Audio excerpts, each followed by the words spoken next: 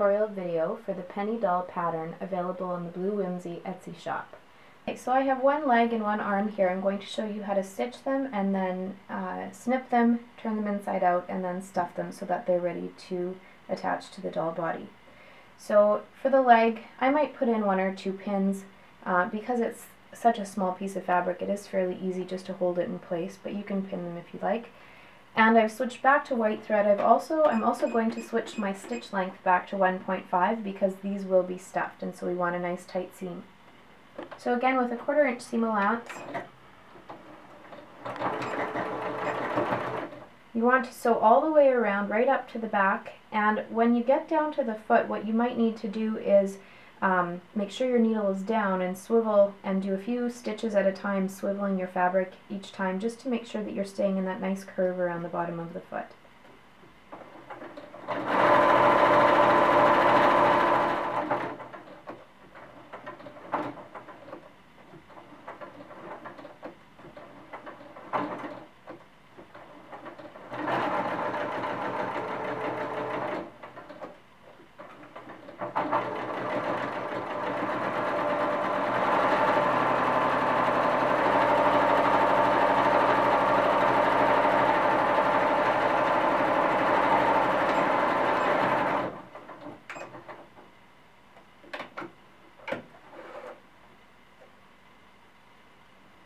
Same thing for the arm. When you get to the bottom, you'll probably need to lift the presser foot and swivel it a couple of times to stay in the curve.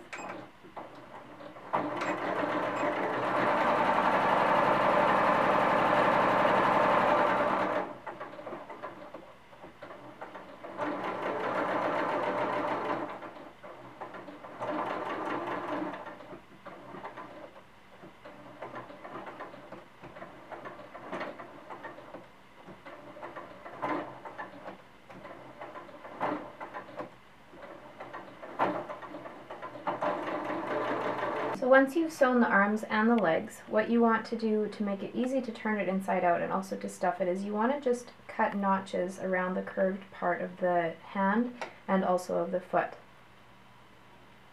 So I have these snippers. They work a little better than a scissor because they're a little smaller and they're extremely sharp.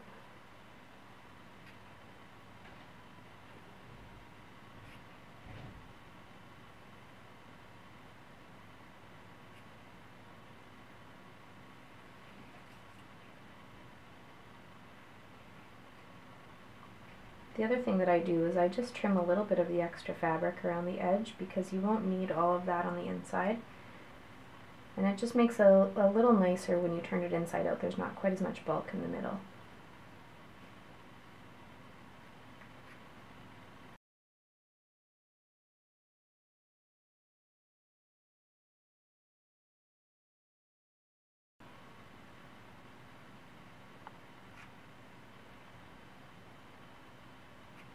Being careful not to snip too close to the seam. You don't want to create a weak spot in your arm or your leg. Okay, so there we have the notched arm and the notched leg.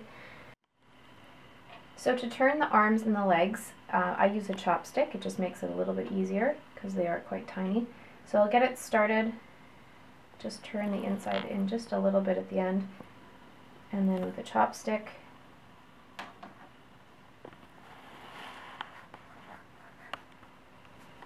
just get to where you can see the top of that. You don't want to press too hard because it is possible to go through the fabric. Once you can grab onto the top of that hand, I usually take the chopstick out and then just pull the rest of it through like that. And then I'll finish turning it, just push out all of the seams a little better with the chopstick again. So that's ready to stuff. For the leg, same thing. It's a little bit easier because it's a little wider. Get the end started.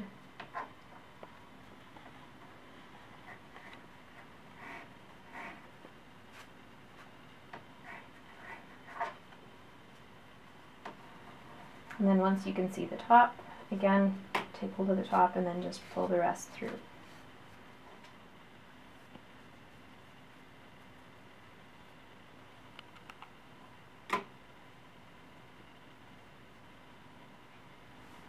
So the trick to stuffing the limbs, because they're so tiny, is to use just a little bit of fiberfill at a time. So just a very small tuft of it. For the arms, you can only fit a very small amount in. So I start by just putting that in there. I'll push it in with my thumbs a little bit. And then once it's kind of gotten in there a little bit, then I'll use the chopstick to push it all the way to the end, gently, so that you're not going to go through the fabric. And you want to pack it quite firm. So again, just a small little bit of the fiberfill.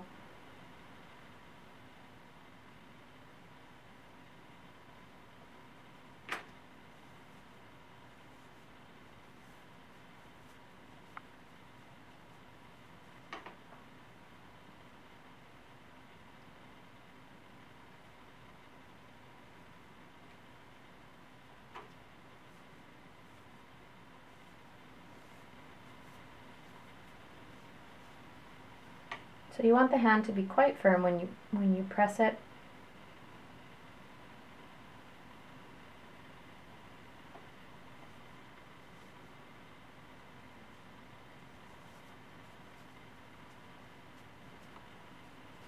So I'll go back to stuffing that in just a minute. To stuff the leg, because the leg needs a little more stuffing, it can be very tedious to stuff it the same way as the arm. And so the way that I do that is I've made my own little funnel just from a very tiny bottle of nail polish remover. Any kind of bottle with just under a 3/4 inch or maybe a 3/4 inch diameter top would work just fine. And then I've cut off the bottom to make a funnel, and so I can put the stuffing in there. So the leg fits over that. You can do it without, it just will take a little bit longer to do. So I fit the leg over that.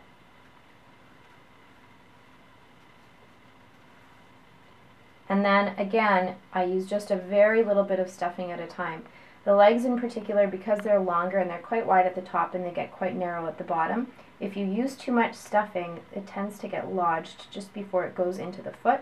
And so use tiny amounts of stuffing. Even if it feels like it's not enough at the top, once it gets down here to the foot, it starts to get a bit tougher to push through. And then you want to pack that fairly firm at the bottom.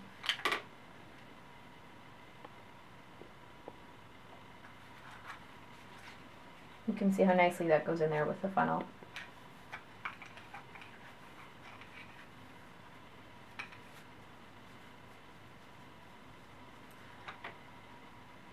The other thing that I do is I try and pull the stuffing apart a little bit to fluff it up a bit before it goes into the limb, just because that way it helps to avoid any lumps as you're stuffing the arm or the leg.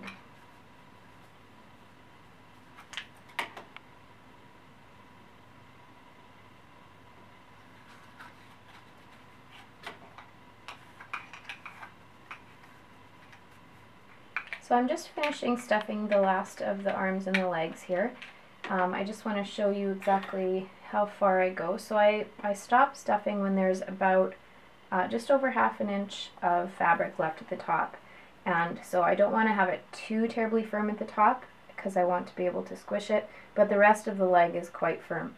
For the arm, I stuff it a little bit higher, and because it's slanted at the top, there is that bit of extra empty space there.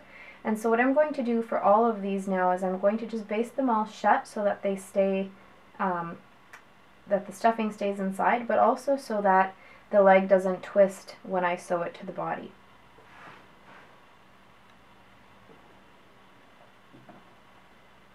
So when you're doing this, what you want to do is want to make sure that the center seams match up for the leg. We want to sew it this way as opposed to this way. We want to make the center seam in the center of the front of the leg.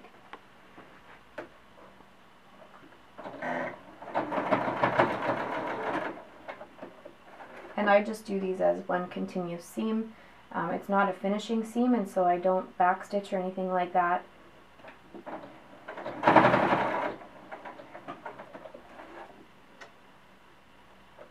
For the arms, we want the seams to be on the sides, so it's different than the legs.